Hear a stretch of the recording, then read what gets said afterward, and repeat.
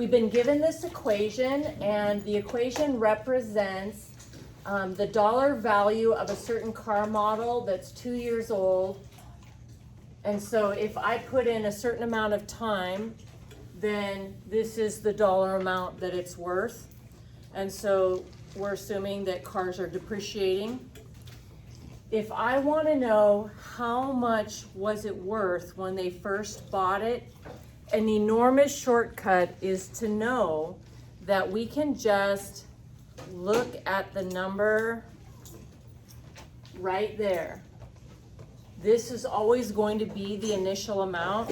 So I don't need to do anything. I just need to know that that's where it's located. So this car started off being $27,500 is what it was worth. Now, if you forgot that, how much time has gone by if you just bought the car? 6 years. Yeah, zero. So I could plug in zero there. If I plugged in zero, I will end up getting the same amount. But it's a lot faster to know that the number right there in this format is always the initial amount. Okay, then after that, I want to know how much is this car worth that we bought for $27,500? How much is it worth after 6 years? So what we're going to do is we're going to substitute 6 into our equation. So this t right there is going to turn into the number 6. You guys are welcome to use your calculator. And so if I use my calculator, good notation, we want to put these things in parentheses. So I'm going to have the 27,500 that it started off being in parentheses, then the 0.78 in parentheses, caret to give me to the power of, and then I'm going to put the number 6 in parentheses. If you type that in your calculator and you hit enter, this is what comes out. But the directions for these ones say to round to the nearest dollar. So it means no numbers after the decimal. So this 9 that's after the decimal point is going to make that to a 3. So we have no change, right? So it's $6,193 is what it is worth after 6 years. Okay, so you guys want to double check that for me? Can anybody just enter that in?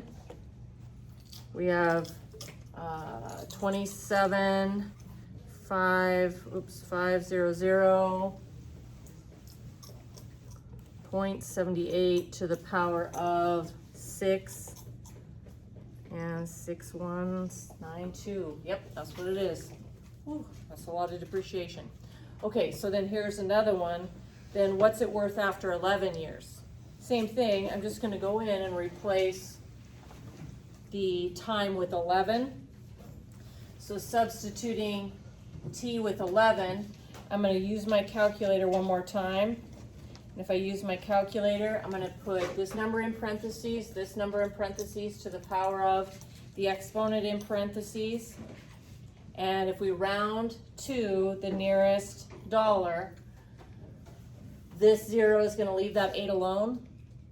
And so we're going to have 1,788. Let's look at one more example here. We have a radioactive substance, and it has a half-life of 30 years. A of t is how much is left of this cesium. So after a certain amount of years have gone by. So we want to know, starting off with, what's the initial amount? So do you remember which one is the initial amount? 725. Nice job, 725. So I'm going to turn that into red just to emphasize that. And so there is my initial amount. If you did substitute 0 in for t and put it in your calculator, you will also get 725 because no time has gone by. But a shortcut, the number in front there is your initial amount. Okay, then how much of it is left after 50 years? I'm going to go in and replace this t with 50.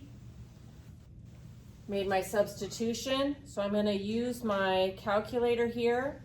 When I pick up my calculator, I'm going to put the 725 in parentheses. 1/2 is in parentheses, and I enter it as 1 AB over C2, caret to have the exponent to the power of, and then 50 over 30. 50 AB over C 30 inside of parentheses, hit enter. This is what I get out, and then the directions say round to the nearest dollar, meaning no change.